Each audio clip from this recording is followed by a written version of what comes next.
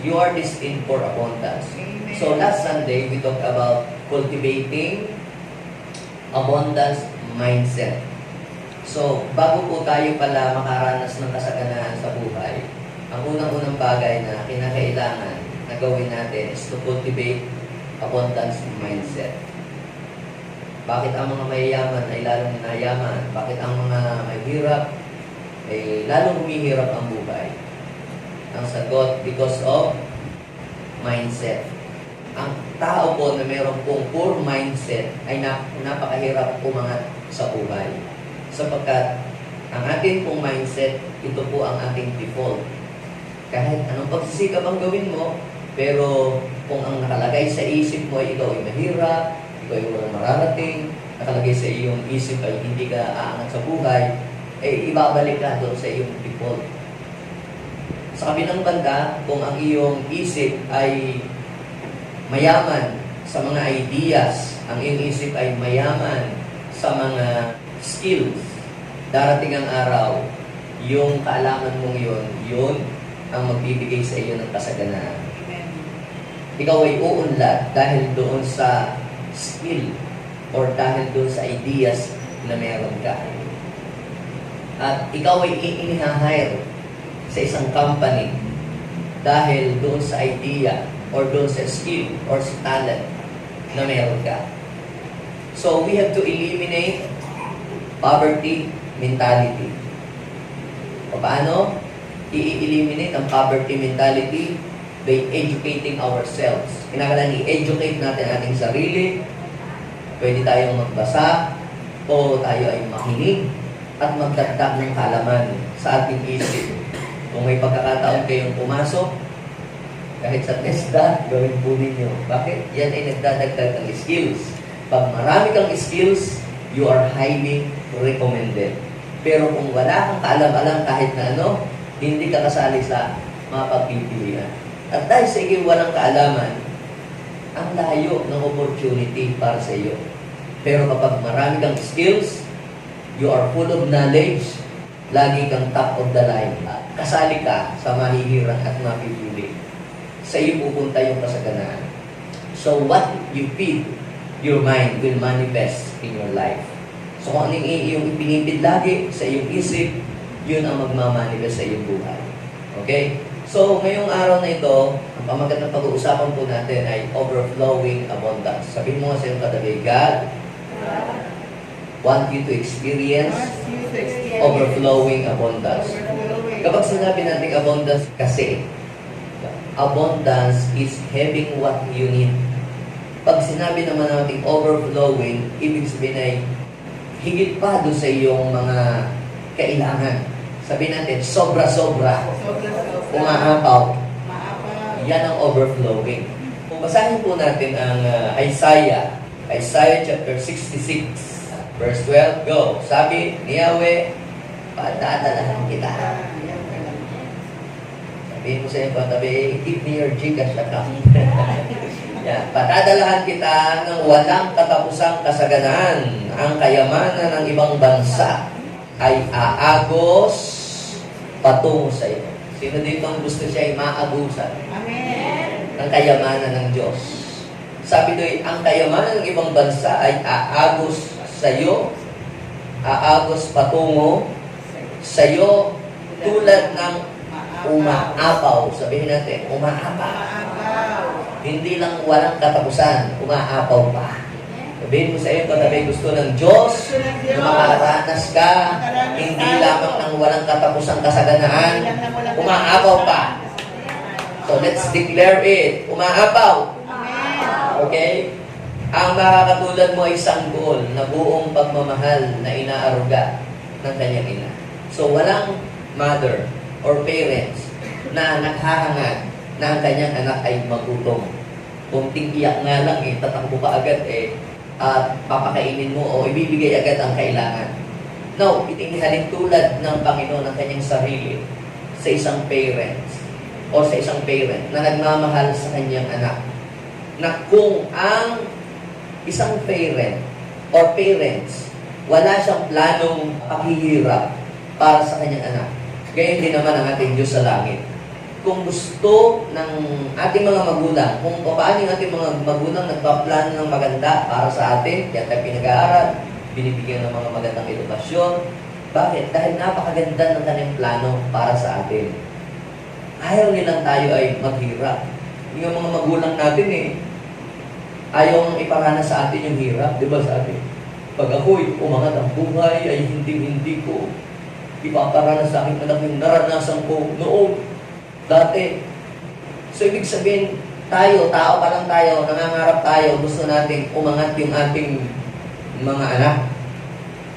Sa palagay ninyo, si Lord kaya, hindi kaya nangangarap din siya sa atin na tayo din yung maging maunlad? Kaya sabihin mo sa iyong katabi, mas maganda ang pangarap ng Diyos para sa iyo. Gusto ng Panginoon na umunlad ang iyong buhay. Bakit?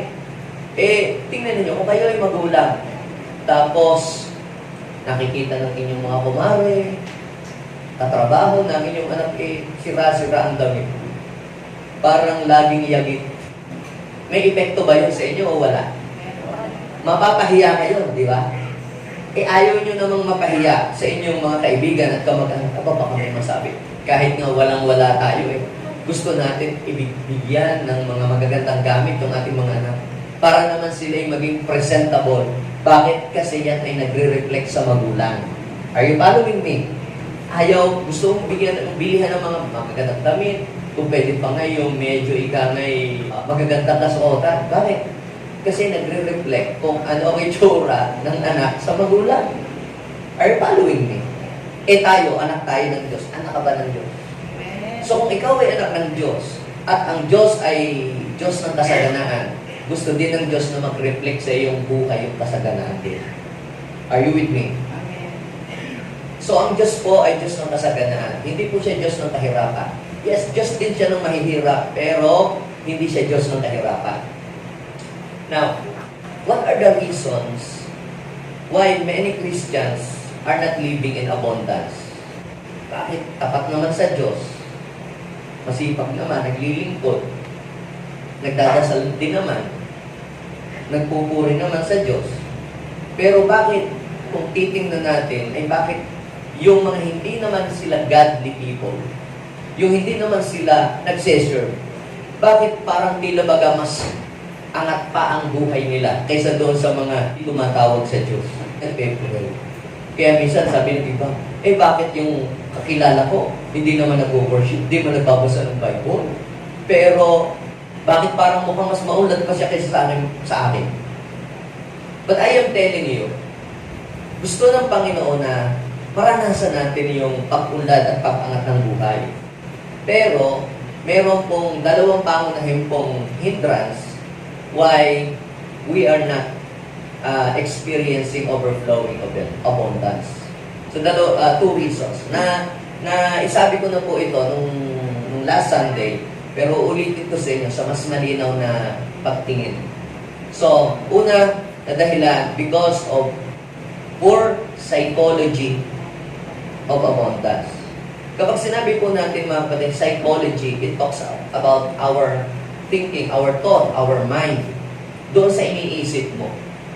Psychology is talking about your thinking, your thought, your understanding.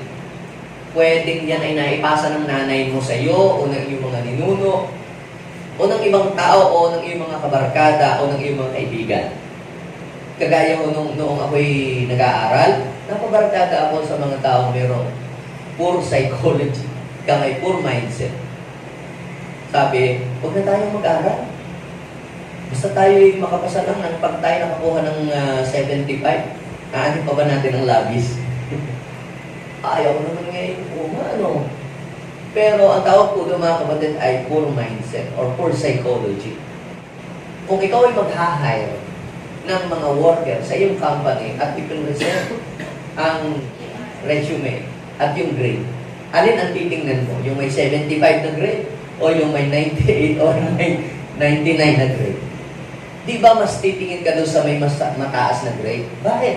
Dahil alam mo na yon ay mas skilled, mas marunong, at mas maraming alam. Kaya kapag ang isang company ay mag-hire ng magtatrabaho sa kanya or mag-work. Hindi po yung walang kaalaman, kundi yung mayroong kaalaman. Pag ikaw ba ay mag-a-apply ng trabaho, ano sinasabi mo? Pag ini-interview ka, para po matuto, para madagdagan ang kaalaman. Ano ka ba, nagtatrabaho? O nag-OJT? Kapag tayo ay mag-a-apply na ng work, ipinipresent mo sa company owner na ikaw ay karapat-dapat niyang i-hire because you have the solution to solve the company problem. Na magsisisi kayo pag hindi niyo ako tinanggap sa inyong kumpanya. I have the solution to solve the problem of your company. Ibig sabihin, may dala-dala kang solusyon, hindi konsumisyon, hindi problema. At saka pag ikaw ay mayroong skill at full of knowledge, kaalaman, takot na takot yung company owner na ikaw ay mag-resign. Kapag magre-resign ka na, ay, baka pwedeng dagdagan ko ang iyong sweldo. Baka lahat ng mga benepisyo ibigay mo sa'yo, huwag ka nang mag-resign. See? Ang abundance ay dadaloy doon sa mga taong mayroong abundance mindset. Kaya kailangan ba nating payamanin ang ating kaisipan? Hindi lang tayo mag-isip ng yumaman tayo materially. Unang-una, yumaman ang ating isip. Magkaroon tayo ng kaalaman. So, ano ang nagiging hindrance? Bakit ang mga Kristiyano, ang Christian community ay hindi umaangat ang buhay kahit madasalin, kahit nagseserve kay Lord? It is because of poor psychology. Ano ang mga halimbawa ng poor psychology of abundance? Ito, ipinanganak akong mahirap, mamamatay akong mahirap. Narinig niyo ba yan? Yan. Pag yan mga ganyan ang mga naririnig lagi natin sa bahay, yan po ay na-store sa ating memory. Okay? Ang buhay parang gulong. Yan. Ba? Isa na sa itaas, isa na sa ilalim. Yan. Mahirap talaga ang kumita ng pera. Sobrang hirap. Yan. Kapag yan ang ini-store mo sa iyong mind, edi nagiging mahirap nga. Sino po dito ang nagluluto? Sino naman dito hindi marunong magluto? Yung hindi talaga marunong. Tatanungin ko kayo mga hindi marunong magluto. Mahirap ba ang luto? Magluto o madali? Mahirap. Kasi hindi mo alam. Tanungin mo yung mga magagaling magluto. Mahirap ba magluto? Sasabihin nila, madali lang. Easy. Bakit? Kasi alam mo. Tanungin ninyo yung mga hindi marunong tumugtog ng piano or ng guitar. Madali ba ang tumugtog? Nasabihin ako, mahirap. Bakit? Mahirap? Kasi hindi alam. Tanungin ninyo yung mga musician. Madali lang. Kahit pikit, kaya nilang tumugtog. Bakit? Kasi alam nila. Ngayon, bakit nagiging mahirap para sa atin ang kumita ng pera? Minsan, hirap tayong magtrabaho kasi nga, hindi ganun kadami pa yung ating kaalaman.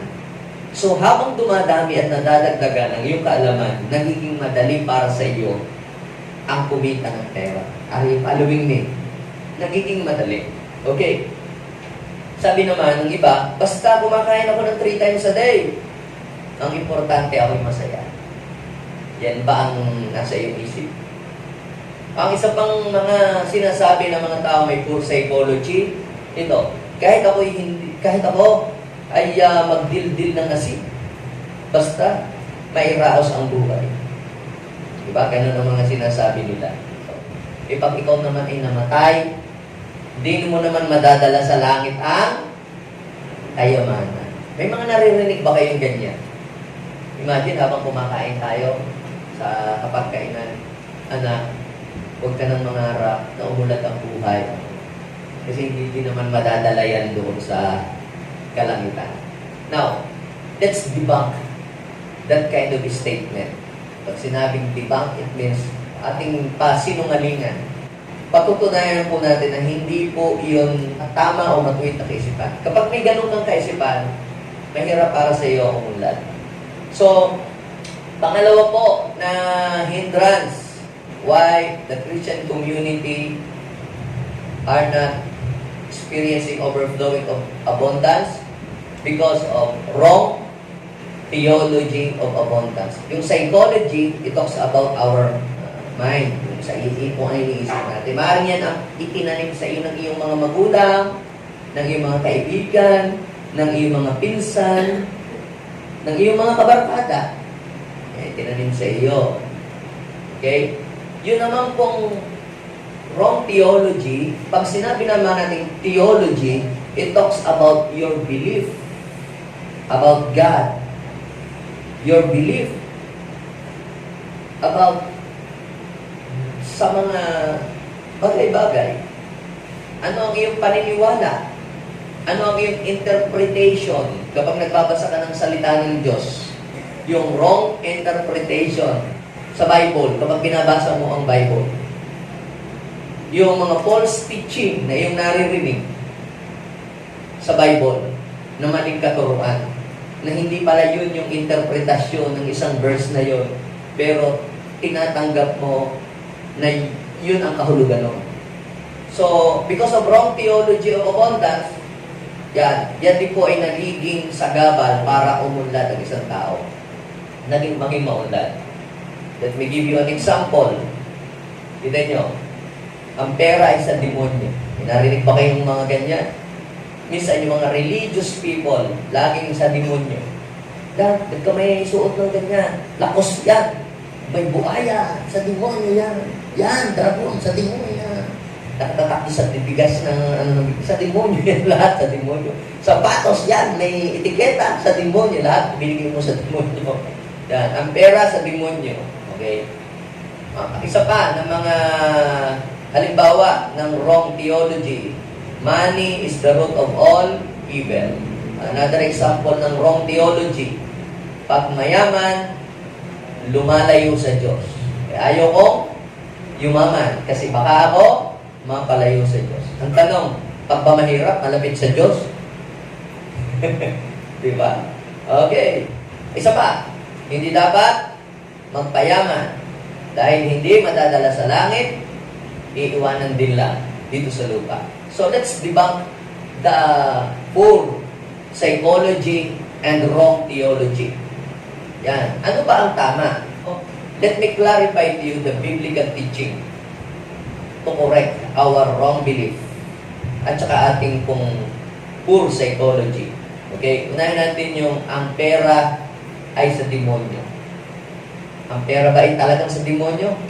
Sabihin natin, hindi totoo na ang pera ay sa demonyo. Bakit? Dahil po ang demonyo ay walang pag-aari. Sabihin natin, ang demonyo ay walang pag-aari. So kung walang pag-aari ang demonyo, even pera ay hindi ganyan. Sino ang tunay na may-ari ng lahat ng bagay? Psalms 24 verse 1. The earth is the Lord's and the fullness thereof. Ang mundo sa Diyos at ang lahat ng bagay na naririto, pag-aari ng Diyos. Hagay chapter 2 verse 8 sa NIV. Noong araw, hindi naman gumagamit ng peso o dollar kapag bibili ka ng mga bagay na gusto mong bilhin sa palengke o sa mga tindahan. Ang ginagamit po nilang pambayad ay silver at saka po gold. Anong sabi ng Hagay? Chapter 2, verse 8. The silver is mine and the gold is mine. Sino nagsasalita dyan? Declares the Lord Almighty. Sino yung Lord Almighty? The Creator of heaven and earth. So siya ang ating manlilikha. So totoo ba na ang pera ay sa demonyo? Hindi.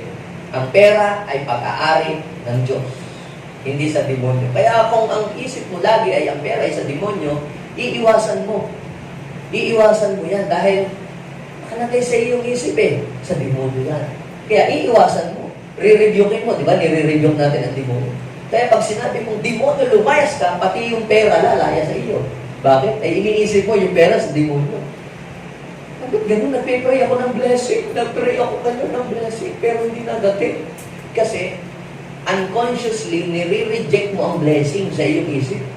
Kaya hindi nadating. Tinatawag mo sa iyong bibig, but unconsciously, sa iyong mind, nire-reject mo siya. Iniiwasan mo talaga. Okay, so another thing, money is the root of all evil. Ang pera daw po ay ugat ng lahat ng kasamaan. Totoo kaya yon? So, let us read 1 Timothy chapter 6, verse 10. Basahin natin sabay-sabay sa NIV. 1, 2, 3, go. For the love of money is the root of all kinds of evil. So, tama ba yung money is the root of all evil? Basahin yung maigi. Ano ang root of all evil? Is it money or love of money? Lack of money. Love of money. Yung kapag ang pera ay itinuring mo na siyang Diyos at kapag ang pera ay iyon ang sinamba, because of love of money, maraming pumapatay. Because of the love of money, maraming taong nanggagancho at nangloloko ng kapwa. But money itself is not evil dahil ang money walang buhay, walang isip. So, nagiging evil ang money dahil sa naghahawak ng pera. Kung evil ang naghahawak ng pera, ang pera ay magagamit sa kasamaan. Pero kung ang naghahawak ng pera ay righteous, tiyak magagamit ito sa mabuti. Kung mabuting tao may hawak nito, maraming matutulungan tao. Pag ang pera ay dumaan sa kamay ng tao matuwid. Because love of money is the root of all evil. So, money is not the root of all evil. Ano ang root of evil? Love. Yung love of money. Kaya sabi ng Panginoon ay, love the Lord your God with all your heart, with all your soul, with all your strength. So, hindi dapat yun ang mamahalin mo. Hindi dapat yun ang iyong magiging master. Ang mamahalin mo ay yung Diyos na nagbibigay sa iyo ng blessing. Amen? So, ang isa pa, pag mayaman daw po, malayo sa Diyos. Sabihin mo nga sa iyong katabi, hindi totoo yun. Bakit ako malapit sa Diyos? Okay. So, pag mayaman daw po, malayo sa Diyos. Not 100% true. Sino po nakakakilala kay Abraham, kay Isaac, kay Jacob, kay Job, kila David? Yun ang mga yun ay mga mayayaman. Pinakamayayaman ng mga taong nabuhay noong panahon po nila. Pero sila po ay mga godly people. They are worshiping the Lord. So, halimbawa, si Abraham, Genesis chapter 13 verse 2. Basahin natin, Abraham had become very wealthy. Mayaman, mapera, maraming ari-arian. Abraham had become very wealthy in livestock and in silver and gold. Hindi lang sa mga properties, pati talaga pera, material, mayaman. Pero malayo ba siya sa Diyos? Tingnan nga natin, Genesis chapter 13, verse 18. So Abraham went to live near the great trees of Mamre at Hebron, where he pitched his tent. There, he built an altar to the Lord. Kita nyo, mayaman itong mamang ito, pero siya po ay hindi nakakalimot sa Diyos. Every time na siya'y maglalakbay at hihinto, siya ay nagtatayo ng tent. Nagtatayo siya ng altar for God at nag-worship.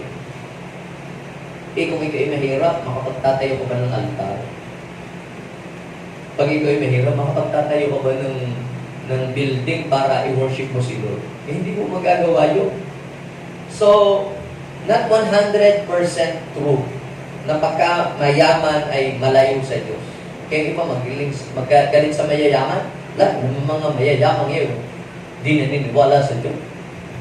Mga mayamang yun, mga sakit. Kaya pagka ganyan ang iyong thinking, hindi ka yayaman. Bakit? Dahil magagalit ka sa iyong sarili. Kaya sabihin mo sa iyong katabi, mula ngayon, hindi tayo magagalit sa mga mauunlad ang lupa. Ang gagawin natin, i-discover natin ba't maulad ang kanilang lupa. Learn from them. Instead of hate them, ang gawin mo, bakit kaya magtanong ka? Bakit kaya mayaman si Henry? Ano ka? Di sikreto yung mga yan eh. Si Ang, saka si sina Gokong, ba't kaya sila maunlak? Ako'y hindi. So instead na ikaw ay magalit sa kanila, ay i-discover mo. Pag-aralan mo bakit. At gayahin natin lahat. Sabay-sabay. Okay? So, hindi dapat magpayaman dahil pag namatay, hindi madadala sa langit ang kayaman. Sino po dito yung aside sa kanya ay may iba pang mga kapatid? Yan. Sino naman po dito yung meron pang parent? O sino naman dito ang may anak? Or, sino dito nangangarap isang araw magkakapamilya siya? O magkakaroon din siya ng anak? Okay lang siguro, wag na po kayong maghangad na maging maunlad ang buhay. Katulad ng mga mongko, mongki. Wala naman silang mga pamilya, wala silang mga anak. Pero ang tiyatawag pong eunuch. Sa Bible yung eunuch or eunucho. Yung po mga eunuch, sila po ay slave. Ang ginagawa po sa kanila ay kinakastrate o kinakapon para hindi na sila manganak. Ang purpose no, kaya sila ay kinakastrate dahil sila ay magiging mga tagapag-ingat sa palasyo. Sila babantay sa mga prinsesa para hindi nila mapagsamantalahan. Sila kinakastrate. Ibig sabihin, wala na silang kakayahan na magkaroon ng anak. Hindi na sila magkakaanak kasi sila ay kinastrate. So, pag sila namatay, kasi mamatay na silang slave. Hindi na sila nangangarap. Kasi slave nga sila. Okay? Doon na sila umaasa sa kanilang master. Pero, we are not a slave. Hindi naman tayo magkain ng mga eunuch. Some of us, may pamilya, nangangarap magkapamilya, magkaanak, at magkakaapo pa. So, hindi siya applicable sa ating lahat. Na sabihin natin, pag mayaman ka naman, di mo madadala ang yaman sa langit. Totoo po yun. 100% true. Na pag namatay ka, hindi mo madadala ang kayamanan sa langit. Ang madadala mo lamang, yung mga taong sineran mo ng salita ng Diyos, pinatanggap mo kay Jesus, na bago ang buhay, sila lang ang maiakyat mo sa langit. But, yung mga material things, hindi natin madadala kahit pera. Pero, mga kapatid, ang purpose po ng mga yan is not for us. Not to bring our money and our riches to heaven. Because we are thinking the next generation. Are you thinking the next generation? Iniisip mo ba mga anak mo? Naiiwanan pag-alis mo? Anong gagamitin nila sa buhay? Tingnan nyo. Proverbs 13 verse 22. Basahin natin sabay-sabay. A good person. How many of you here are good person? May mga good person ba akong kausap? Siyempre, wala namang aamin sa ating tayo evil. Pero, kung sinasabi mo na ikaw ay good person, sabi ng Bible, Proverbs 13 verse 22, basahin natin. Go. A good person lives what? An inheritance. What is inheritance? Yung pamana na yaman to the next generation. Sabi doon ay, a good person leaves an inheritance for their children's children. But a sinner's wealth is stored up to the righteous. Sabihin mo sa iyo, katabi, hindi mo kailangan gumawa ng illegal. Ang kailangan mo lamang magpaka-righteous. Sa ibang translation, yung stored up is transfer. Sabihin, but the sinner's wealth will transfer to the righteous. Kaya sabihin mo sa iyo, katabi, naghahanap si Lord ng mga papaglilipatan ng kayamanan. Available ka ba? Ang tanong ay, righteous ka ba? Hindi mo naman kinakailangan gumawa pala ng illegal para umunlad ang iyong buhay. Ang kailangan mo lang magpaka-righteous ka. At yung blessing idadaloy sa iyong buhay. Pansinin nyo ha, a good person leaves an inheritance. So, kaya ka nagsisikap na umunlad. Kasi ikaw ay mabuting tao. Hindi mo lamang iniisip ang sarili mo. Iniisip mo din yung mga susunod na henerasyon. At pag ikaw ay mayroon kang naiwan, kahit nakaprasong lupa man lang yan o bahay, yan ay legacy. You will remember forever. Maaalala ka kahit pa paano. Kaya kita ninyo, yung mga tao, na meron silang naiwang legacy, May naitulong sa iba? Yes, hindi nga po nila nadala yung yaman. Pero sila naman ay hindi nakalimutan. At naging example pa sila nung mga next generation. Naging halimbawa, naging good example po sila. So, okay? So, sa oras na ito, nabura na ba sa ating isip yung poor psychology and wrong theology? So, kinakailangan mo nang mabura sa ating isip. Kumbaga sa computer, halimbawa, computer, marami nang naka-install dyan. Tapos marami ng virus. Infected na yung buong system. Hindi na siya nagpa-function ng ayos. Kasi ang dami na niyang mga nakakarga. Ano ang gagawin para luminis at gumanda ang takbo ng system? I-reprogram, i-reformat. That's why God is telling us to renew our mind. To be transformed by the renewing of our mind. Ang sabi ng Romans chapter 12, verse 2. We must be transformed by changing the way we think. So, kailangan daw babago tayo sa pamamagitan ng pagbabago ng takbo ng ating isip. So, real change start with our mind. Real change start in the inside, not in the outside. So, gayon din po ang kasaganaan. Di ba? Gusto naman natin maging masagana. Kaya tayo nagsisikap. Pero ba't hindi tayo maging maunlad? Ang unang-una pala natin kailangan i-work out sa buhay natin para sumagat umunod tayo ay ang ating kaisipan, ang ating inner self, ang ating kaluluwa at ang ating espiritu. Ang sabi ng 3 John chapter 1 verse 2 and 3, ang prayer ni John the Beloved, I pray for you, Gayo. May the Lord bless you, prosper you, ang sabi niya, and be in health, just as your soul prosper. So, alin ang unang nag-prosper? Ang soul. Ang spirit. Sabi, just as your soul prosper. Bago nag-pray, si John the Beloved kay Gayo na magsagana siya sa natural, ay nakikita na ni John the Beloved na si Gayo ay nagpa-prosper ang spiritual, ang kanyang kaluluwa. Kaya sabi, I pray that the Lord may prosper you and be in health just as your soul prosper. Ayan. God wants each every one of us to prosper in every area of our lives. Physically, spiritually, naturally, and even spiritually and materially. Sabihin mo sa iyong katabi, ayaw pala ng Diyos na tayo ay naghihikahos. So, kinakailangan ma-delete sa ating isip ang poor psychology at ang wrong theology of abundance para dumaloy sa atin ang overflowing of abundance. Kumbaga sa kanal, para dumaloy ang tubig, tanggalin mo muna yung harang para dumaloy. Madaluyan ka. Now, how to experience overflowing abundance. Paano natin mararanasan sa buhay naman natin ngayon ang overflowing of abundance? So, 3 bagay ang akin pong i-share. Number 1, ito. Connect yourself to the source of abundance.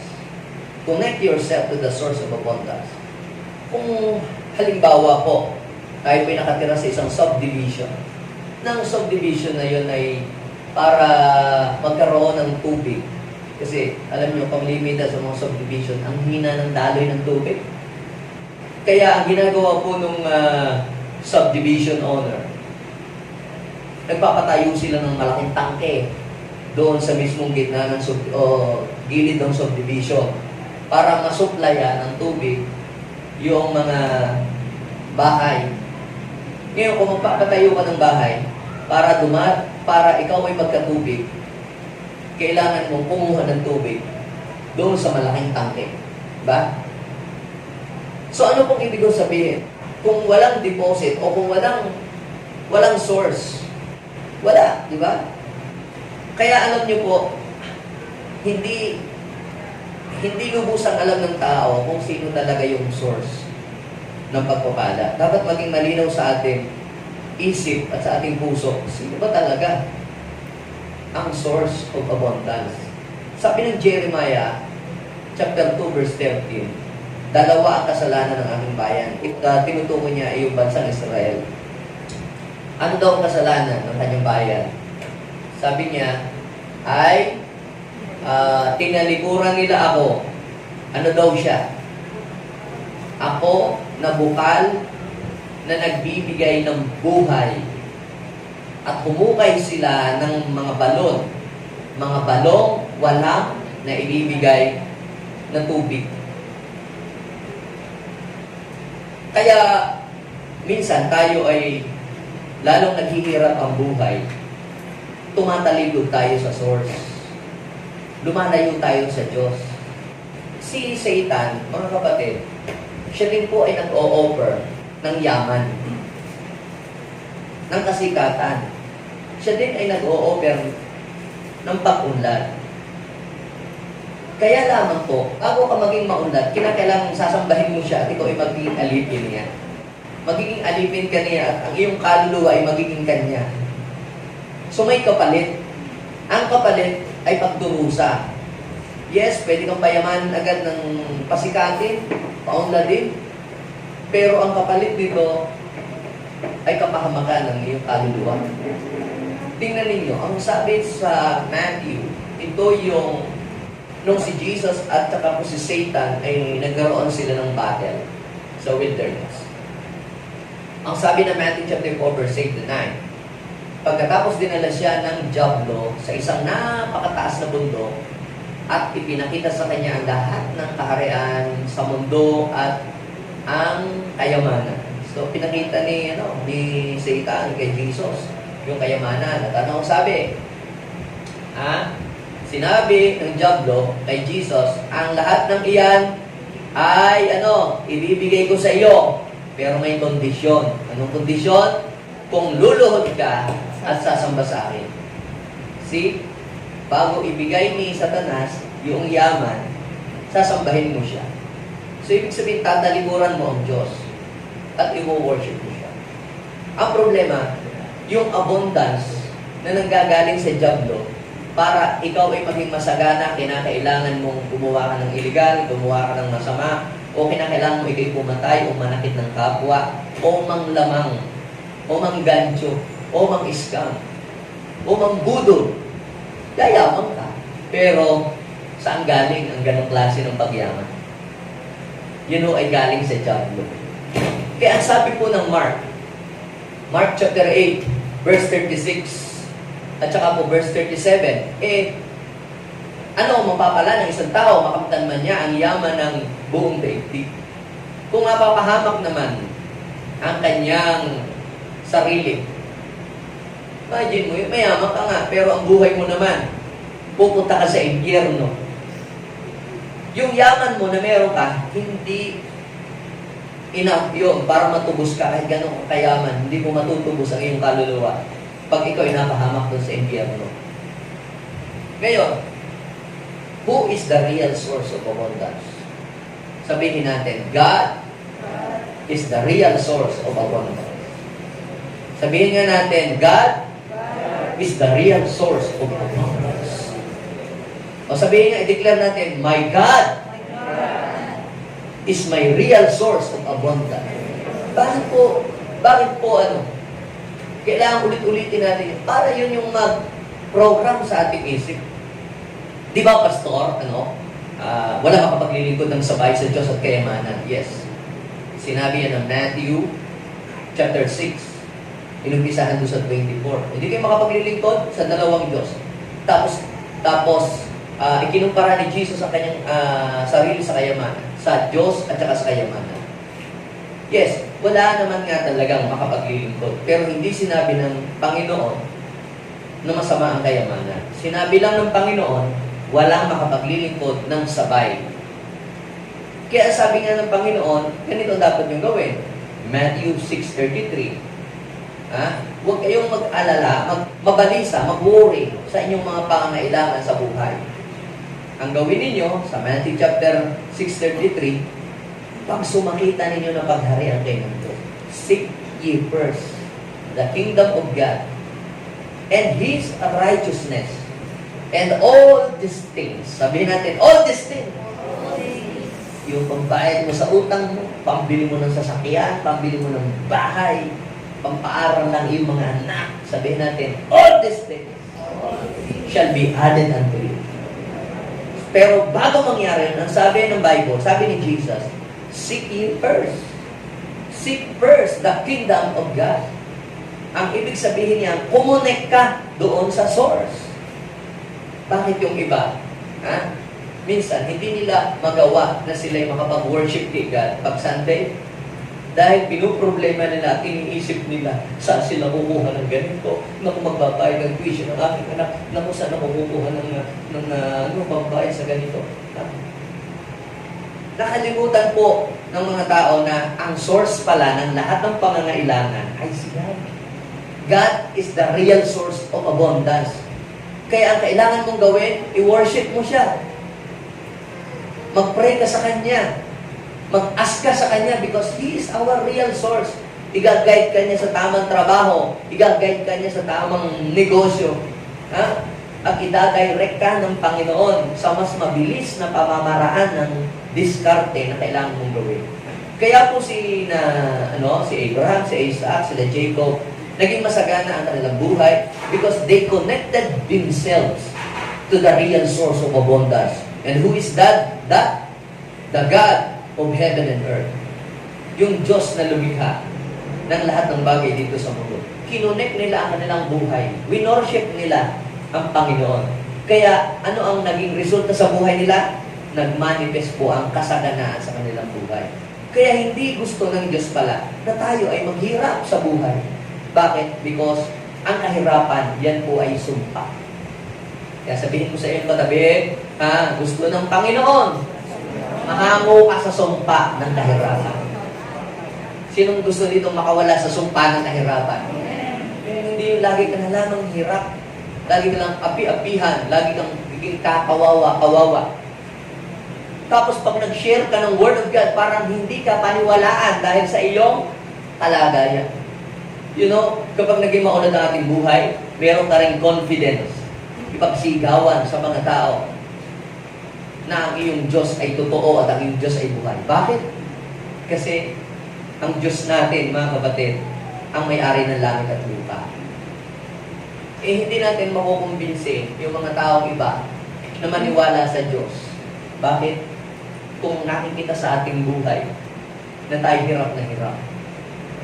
Ngayon, kinakailangan mo na makita sa ating buhay yung manifestation ng kapangyarihan ng Diyos.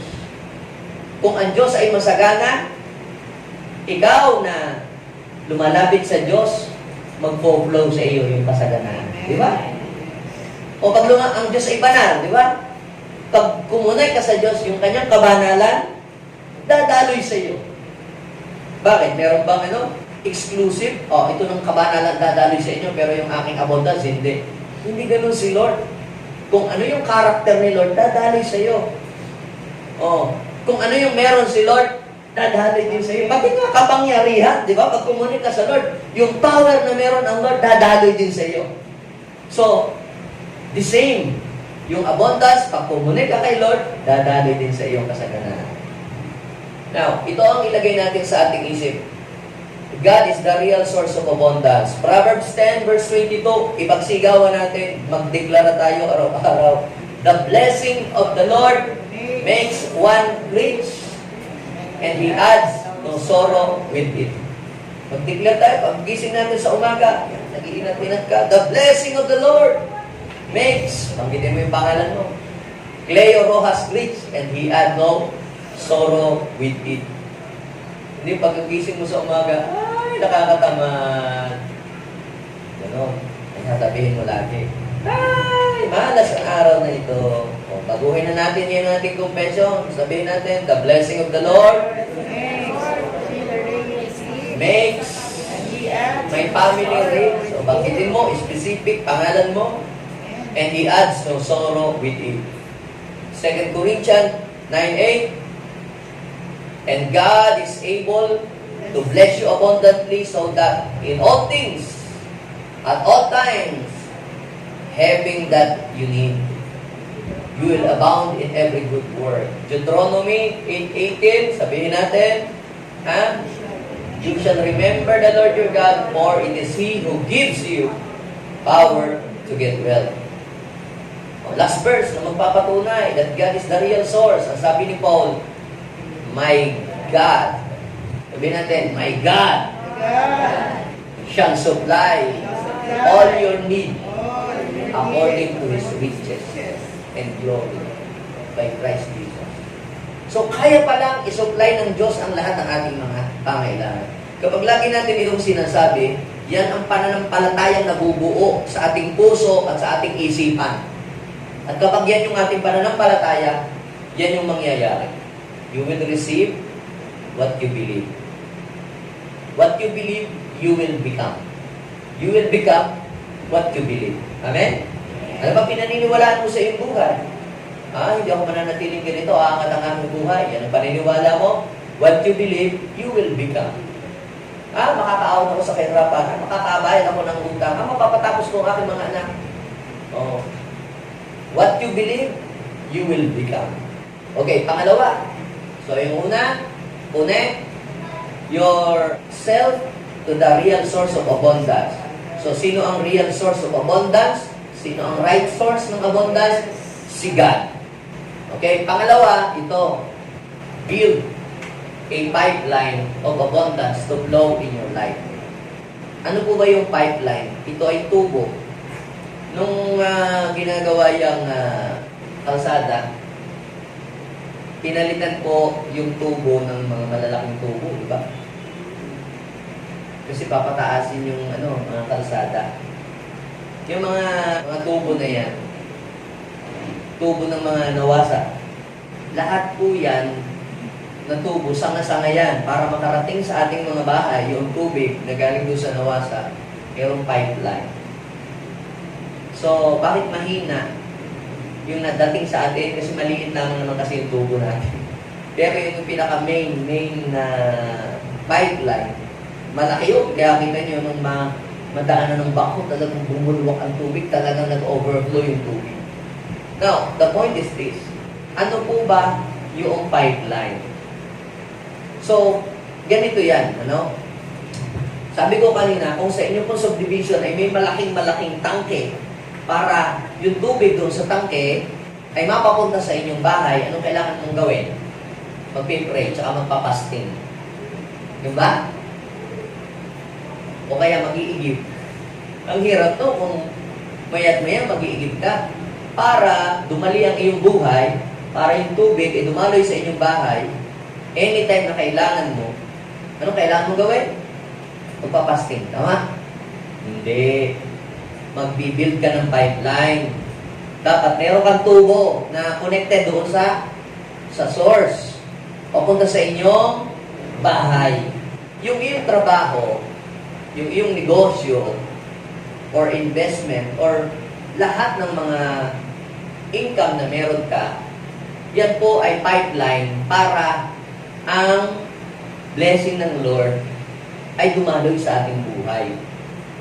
Sabi ni Robert Thiel sa akin, merong 4 na pinagdadaluyan ng kasaganahan sa ating buhay. Ikaw ay dapat employed ka, o ibig sabihin may work ka. Dahil kung wala kang work, walang pagdadaluyan ng blessing papunta sa iyo. Or isa pa yung tiyatag na dapat ikaw ay self-employed. Meron kang sideline or anything na ginagawa na nagpapasok sa iyo na pera, ganyan. At ang pangtatlo, yung business. Meron kang store o meron kang mga tinitinda or products na dinideliver mula sa inyo, dinadala mo sa ibang lugar. Meron kang business. At ang isa pa, meron kang investment o kaya meron kang pinauupahang lupa, ginagawa mong parking space o kaya pinaupahang apartment, investment. Kahit hindi ka naman nagtatrabaho, ay merong nagpapasok ng pera para sa iyo. Now, kung wala tayo lahat ng kahit anuman sa 4 na iyon, mahirap po na maranasan natin ang abundance. Bakit? Kasi walang tubo, walang tulay. Kumbaga sa kuryente, walang pagdadaluyan. So ano dapat gawin para dumaloy, mag-build ka ng pipeline? Kaya yung iba ba't maulan sila? Ang dami nilang ang dami nilang pipeline, lahat diretso sa kanila.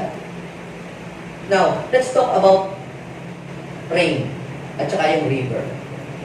Diba, bakit ako pastor, mag-pray na lang ako kay Lord?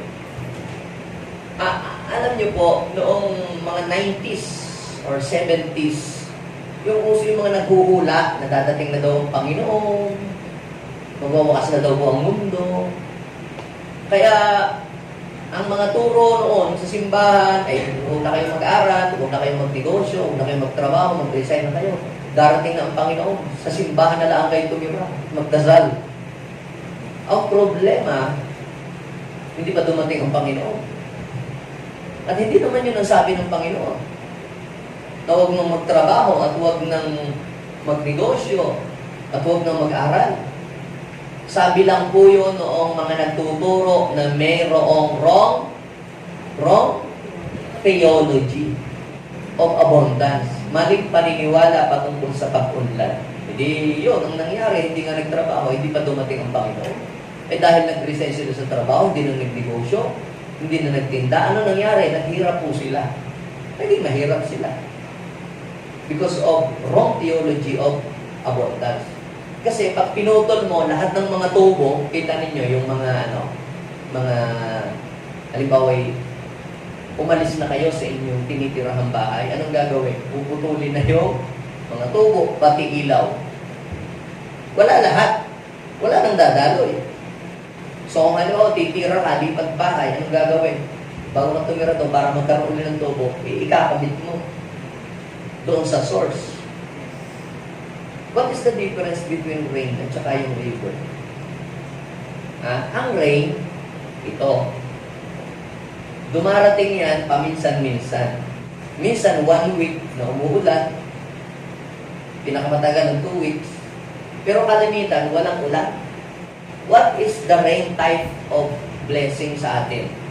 Yung dumating ang iyong tito, na galing Amerika, o galing abroad, o galing Dubai, naabutan ka ng dollar, o naabutan ka ng grocery, ulan yun. Bakit? Araw-araw pa may nagbibigay sa iyo ng nabigyan ka ng ayuda na may tatak na DSWD. Nakipag-away ka pa sa pila. Yeah. Sabi mo pa, ikaw indigent. Di ba? Bakit araw-araw ba may nagbibigay sa iyo ng gano'n? Paminsan-minsan lang yun. O kaya birthday mo, may nagbigay. O na-appreciate ka. O Mother's Day, nabigyan ka ng sobrang kulay pula. O pati nakalagay sa loob, red din, hindi asol. Paminsan-minsan lang yung mangyayari. Pag Pasko, may bonus, o may nagpapasko sa iyo. Pero hindi lagi. Ano ba ang blessing na dumadating sa iyo? Ulan ba yan? Ang problema, ang ulan, minsan, walang ulan. Walang padala galing abroad. So ano naman po yung river? Ang river, kahit hindi umuulan, dumadaloy. Merong current na nadaloy. Tagal ko na ho dito sa Dagupan. Yung river na yan, pamulan ako dumating dito, river pa rin. Daloy pa rin, may daloy. Yung river type ng blessing sa buhay natin, yan yung iyong trabaho regularly kung may work ka. O kaya meron kang tindahan na lagi mong binubuksan araw-araw, may nabili sa iyo araw-araw. Kung meron kang restaurant, o meron kang pinaupahang bahay na laging merong nagbabayad buong buwan. Ang tawag po dyan, mga kapatid, ay river. Umulat, bumagyo, may nadating sa iyo. So anong ibig kong sabihin? Kinakailangan magkaroon tayo ng river type ng blessing. Yung laging merong dadaloy sa atin. Pero kung wala, kaya ang ginagawa ng iba, biglang nagre-resign sa trabaho at nag-business. Huwag ninyo kung gagawin niyo. Bakit? Yung trabaho mo is, yan yung pipeline. yung business mo, hindi pa na-establish, magre-resign ka kung kaya ka ng buhayin yung business mo. Pero kung hindi pa, establish mo muna. That is another pipeline. Your investment is another pipeline. Kaya, kung gusto mong umulad ang iyong buhay, dapat hindi lamang isang tubo. Dapat marami kang pipeline mula doon sa source. Are you following me? O ba't maunlad si Nehemris? Tayo hindi. Marami kasi silang pipeline. So ano ang kailangan nating i-build para maging maunlad ang ating buhay, para yung kasaganaan mula sa Diyos ay dumali sa atin? Marami dapat tayong mga pipeline.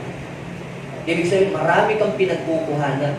May trabaho ka na, may sideline ka pa, o marunong ka pang magkumpuni ng sasakyan. Pero ano ka kilala eh? Nagtatrabaho siya sa ospital, tapos mekaniko pa siya, pagka tinatawag pa siya, aba, ay mas malaki pa ang binabayad sa kanya sa pag-repair ng sasakyan. Ang tawag ko doon mga kapatid, mayroong pipeline. So ano pong ibig kong sabihin? Pag mas marami kang pipeline, ibig sabihin, mas maraming kasaganaan ang dadaloy sa iyong buhay. So kaya tayo ay hindi natin maranasan ng abundance. Kahit magdasal ka ng magdasal, mag-pray, lumuhod at umiyak sa Diyos na ikaw ay pagpalain. Pwedeng may dumating sa iyong ulan o uwak. Pero yung uwak sa Bible, dumating yung time, nagsawa din ng pagbibigay. So anong kailangan natin ipanalangin sa Diyos? Lord, bigyan niyo po ako ng maraming pipeline of blessing para umunlad ang aking buhay. At pag nag-pray ka ng ganyan, tandaan mo, magbubukas si Lord ng maraming pintuan para dumaloy sa iyo ang pagpapala. At huwag mong i-reject. Huwag mong i-reject yun. Kaya po, minsan, iisipin namin natin, sa demonyo yan, sa demonyo yan. Kaya anong nangyayari? Nagsasarado sa iyo yung pinto ng kasaganaan. So, sabihin mo nga sa iyong katabi, let's build a pipeline of abundance. Kita nyo, Proverbs 24, verse 27. Sabi niya dito, ihanda mo muna ang iyong bukid. Ano yung bukid?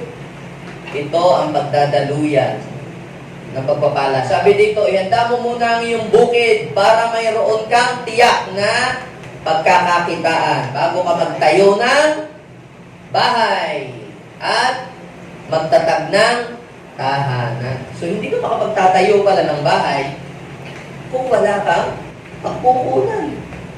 So, ibig sabihin, kinakailangan pala na meron talaga tayong pagkukuhanan. Pag mag-aasawa ka, bago ka daw mag-asawa, i-prepare mo muna ang iyong bukid. Ibig sabihin, dapat muna, ikaw ay mayroong pinagkakakitaan. Kaya pag kayo mag-aasawa, wala ka pang pinagkakakitaan, magsasama kayo sa bubong. Ano mangyari sa inyo? Maging mahirap ang inyong buhay. Kaya, bago ka manligaw, kung ikaw ay mag-aasawa na, ay ikaw muna'y maghanda ng bukid. Yes. Bakit po? Dahil kahirapan ang magmamanifest sa iyong buhay. Dahil, syempre, nung wala ka pang asawa, ikaw pala ang kakain. Kahit sabihin natin 3 times, basta may kinakain 3 times a day. Okay lang yan. Kung ikaw ay wala pang asawa. Pero pag ikaw ay nag-asawa na, nagpamilya ka na, hindi na po pwede yung basta kung may kinakain 3 times a day. Paano kung meron ka ng 5 anak? O, para pang hagdanan ang kanilang ang kanilang distance. So, yun ang sinasabi ng salita ng Diyos. Genesis chapter 26, verse 12, at saka 13. Go! Isaac planted crops. So, yung mga binabanggit ko po kasi, nung panahon nila, yun ang kanilang way para sila'y mayroong mapagkunan ng kanilang kinabubuhay. Okay? Isaac planted crops in that land, and the same year, reaped 100-fold. Sabihin natin, 100-fold. Because the Lord blessed him. Ibig sabihin pala, si Lord gusto kanyang i-bless, pero dapat meron ka munang gagawing hakbang. So, the Lord bless him. I-bless ng Lord ang iyong mga kabuhayan, ang iyong pinagkakitaan, ang iyong mga negosyo na ginagawa, ano man yan. Gusto ng Lord na i-bless. Ayaw ng Lord pala na ikaw maghirap tayo. Then verse 13, ano sabi? The man became rich and his wealth continued to grow until he became very wealthy. What do you call that? Overflowing abundance. Sabihin mo sa iyong katabi, God want to experience you an overflowing of abundance. Eh, Pastor, di ko na kailangan yung tinuturo mo. Masagana na ako. Ay, di kung masagana ka na, mas lalo ka pang sasagana. Yun dapat ang iyong nasa iyong isip. Amen? Kung masagana ka na ngayon, at naririnig mo yung message na yun ng Lord, mas sasagana ka pa kaysa dati. Palapakan natin si Lord. So, pang-tatlo. Ulitin natin. Ano yung una? Connect to the source of abundance. Pangalawa, build a pipeline. Dapat may trabaho ka, mag-isip ka ng business. Ito ay mayroon pang investment. Makishare ka kay kay Gokong Way, at saka kay Ayala. Paano gagawin nyo? Bumili ka ng kanilang share, either sa video, or sa hapsa, or whatever, para ka makashare sa mga yun. So, hindi lang dapat isa ang ating pipeline, hindi ka lang nakadepende doon sa iyong trabaho. Pag trabaho lang, nagtatrabaho ka lang, 8 hours, nakadepende ka lang doon sa iyong trabaho, meron ka lang isang pipeline. Kinakailangan pala yung madagdagan. Now, pangatlo, fix your container of abundance. When we say fix, it means to repair or kinakailangan ayusin mo. So, kung si Lord ang source at ang iyong trabaho, ang iyong negosyo, ang iyong mga pinapaupahan, kung meron kong pinapaupahan o ang iyong mga investments, ang siyang pipeline na dadaluyan ng pagpapala, ikaw naman ang imbakan. Sa iyong iniimbak ng Diyos yung kasaganaan. Nasubukan nyo na ba na kayo magpatulo ng tubig sa timba sa inyong banyo? Nagtataka kayo, bakit tulo ng tulo yung tubig doon galing sa gripo, sa inyong timba? Yung timba, hindi naman napupuno. Anong nangyari? Ba't hindi napupuno ang timba? Alin kaya ang may problema? Ang nawasa? Tumawag ka nga sa nawasa. Nawasa, bakit ba kanina pa tumutulo ang tubig sa gripo? Eh, bakit hindi napupuno ang aking timba? Wala ho sa nawasa ang problema. O baka yung tubo. Sira ang tubo. Wala ho pala doon ang problema. Anong problema? Nasa timba. Meron palang leak.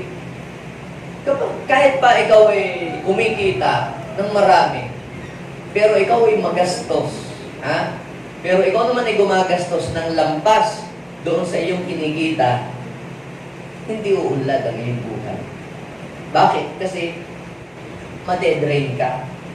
So, anong kailangan mong gawin? You have to fix your container of abundance.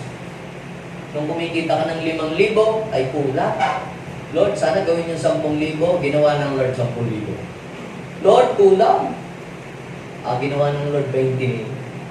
Sabi mo, Lord, kulang pa rin. Ginawa ng Lord na 100,000. Sabi mo, Lord, kulang pa rin. Sabi sa ng Lord, anak, hindi na kulang. Sobra ka na. Bakit? Kapag tayo ay lumalaki ang income at nilalakihan din natin ang ating paggastos, ibig sabihin yan, butas ang iyong container. Kahit tumaas ang iyong income, huwag mong isabay ang iyong lifestyle. Hayaan mong manatili ka pa rin doon sa dati. Dati, ikaw ay nagre-renta, 3,000. Buwang-buwan. Nagkaroon ng abundance, breakthrough, sumagang ka. Ang ginawa mo, nagrenta ka ng kondo, 15,000. Anong nangyari? Kahit kumita ka ng malaki, wala rin matitira sa iyo. Bakit? Kasi itinaas mo ang iyong cost of living. Kaya wala pa rin. Kaya kahit umulad ka, huwag ka agad magmadali. Sabihin mo siya, huwag magmadali agad na bumili ng sasakyan. Huwag magmadali agad na bumili ng lupa. Anong kailangan mong gawin? Multiply what you have. Sabihin mo sa iyong katabi, multiply what you have. Increase what you have. So, anong kailangan mong gawin? Fix your container. Kung ikaw ay may bisyo, kahit pa sabihin natin kumikita ka ng malaki, ano ang mangyayari? Butas ang iyong sisidlan. So, anong gagawin mo? Fix your container. Alisin mo yung bisyo. Imagine mo kung kukumputin mo, araw-araw, ikaw ay naglalasing. So, computin mo yung sa loob ng isang taon. O, ikaw ay nag-i-smoke pa. Computin mo rin yun sa loob ng isang taon. O, nagsusugal ka pa. Magkano ang natatalo? Computin mo lahat yun. Tanggalin mo lahat ng iyong bisyo. Kahit hindi ka kapag nag-a-abroad, makakabili ka ng bahay. Yes! Sabihin mo sa iyong katabi, fix your container. Ha? Kaya tayo ay naghihirap, hindi dahil kalooban ng Diyos na tayo ay maghirap. Ang problema, binubuhusan tayo ng Diyos ng maraming mga blessing, pero dahil butas ang ating sisidlan, walang natitira.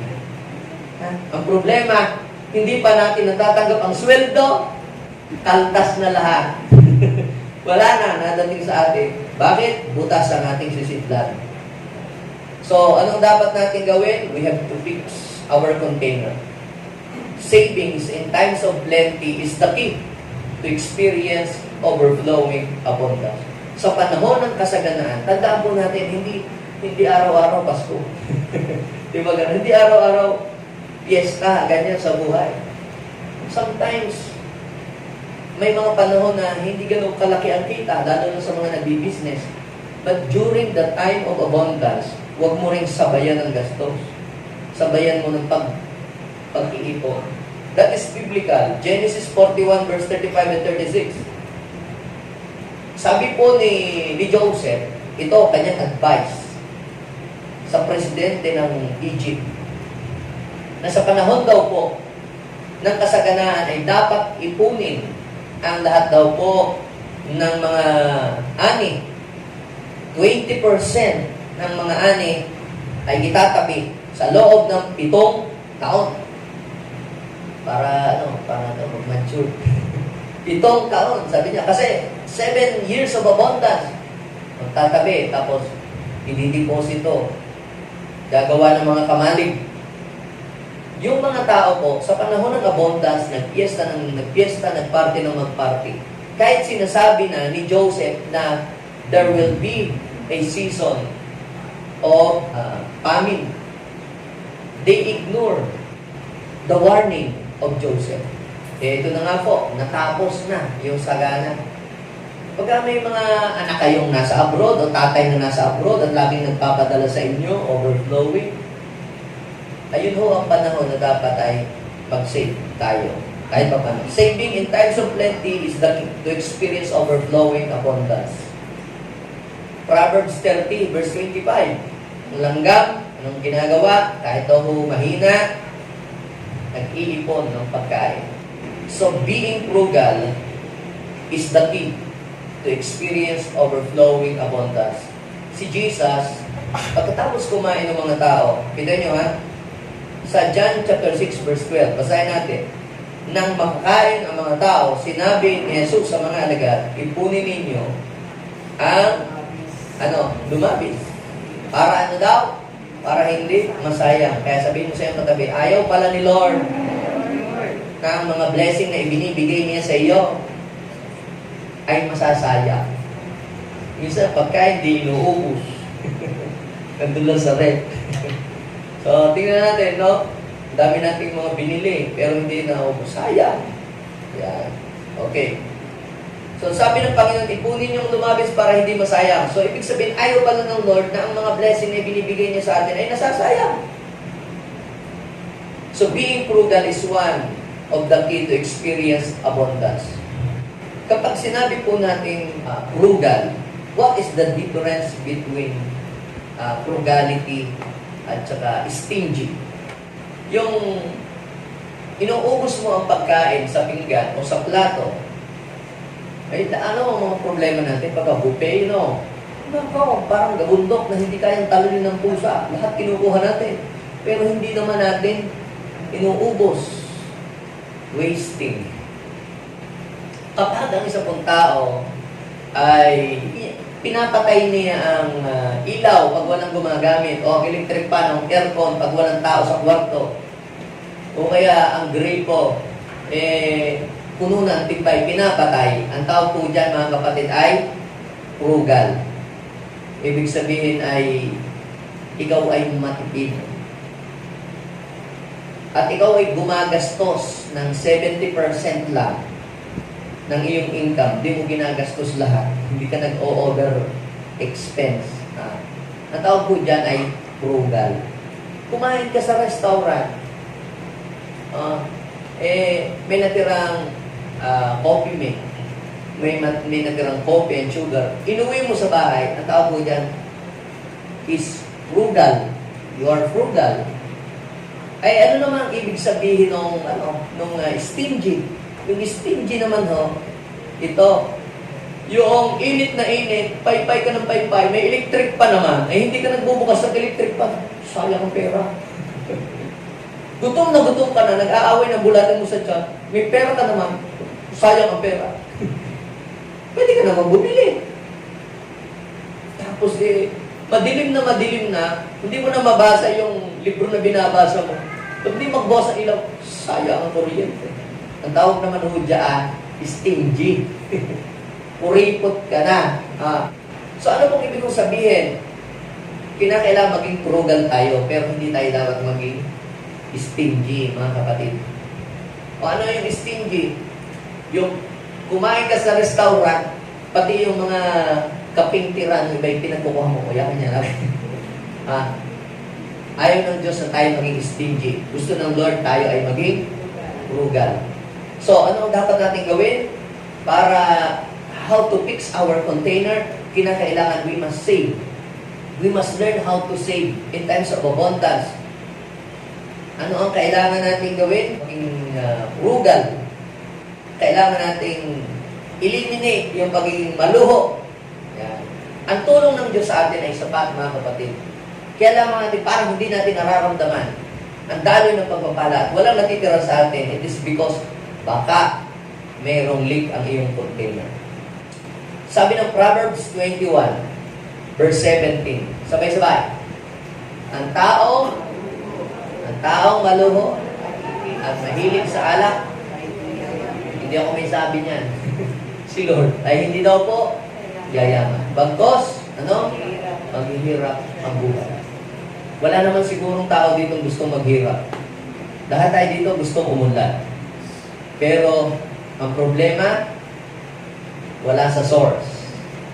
Ang problema, wala sa iyong pipeline. Dami mo ang business dami mo ang racket, dami mo ang sideline. Pero, baka, merong leak ang iyong container. Kaya now is the time to fix the container of your abundance. Because the Lord has promised to us. Ano ang promise? Isaiah chapter 66, verse 12. Mayroong sunod-sunod at walang katapusang kasaganaan na papadaluyin si Lord. Pero, bago gawin ni Lord yan sa iyong buhay, you have to fix your container. You have to prepare your container para pag pinadaloy ng Lord sa iyong kasaganaan, hindi masasayang. Aapaw. Amen?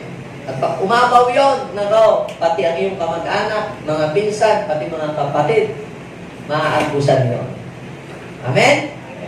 Sabihin mo ulit sa iyong katabi, God want you to experience overflowing abundance. Are you excited? Tayong lahat ay tumindig. Palampakan natin si Lord. God, maraming salamat po. Because today, Lord, ipinabatid mo sa amin, Panginoon, ang iyong salita, ang iyong kalooban na gusto mong mangyari sa aming buhay. Sa oras na ito, let's acknowledge God. Let's acknowledge God that He is only the real source of everything we need in this life. Ilagay mo yun sa iyong isip na hindi dahil sa lakas mo, hindi dahil magaling kang dumiskarte, hindi dahil ikaw ay matalino, O hindi dahil marami kang talento, kaya ka magiging maunlad, kundi dahil sa Diyos. Come on, acknowledge God. Sabihin mo sa Kanya, Lord, Ikaw po ang aking source. Lord, sa iyo po manggagaling ang lahat ng kailangan mo sa aming buhay. Acknowledge Him, worship Him, serve Him, because He is the real source of life. He is the real source of everything we need in this life. And the Lord will reveal to you many pipelines. Marami mga pipeline ang ibibigay sa iyo ni Lord. Dideklara ko, Lord, maraming mga pipeline na darating sa aming buhay. Yes. And let's fix ourselves, our container. Yes. Magkaroon tayo ng self-discipline of savings. Self-discipline nang hindi magiging tayong maluho, kundi gagamitin lamang natin sa tamang paraan ang lahat ng ibibigay sa atin ng Lord. Hindi natin gagamitin ito sa bisyo, hindi natin ito gagamitin sa anumang bagay na hindi makakabuti, kundi ito'y gagamitin lamang natin para ma-enjoy ang buhay. Gagamitin natin para ma-enjoy mo ang buhay at makapag-serve ka kay Lord ng maayos. Come on, i-pray natin kay Lord. I-reveal mo po sa amin kung nasaan ang leak ng aming mga container. Kung saang area, saang part ng aming buhay mayroong leak. Kaya kahit dumadaloy sa amin ang mga pagpapala, ay walang natitira sa amin. God, today, I pray, ngayon, mangyari sa bawat isa sa amin ang Isaiah 66 verse 12. Ang walang katapusang pagdaloy na parang ilog, Panginoon, aapaw ang aming mga sisidlan at Lord, kami magiging pagpapala sa maraming mga tao. Bless each every one of us so that we will become a blessing to many people. Pwede pa kung tayo ay mag-pray, ilagin natin ating kamay sa ating puso, sabihin natin, Panginoong Jesus, ina-acknowledge ko po kayo bilang source of all blessings. Kayo din po ang source ng salvation.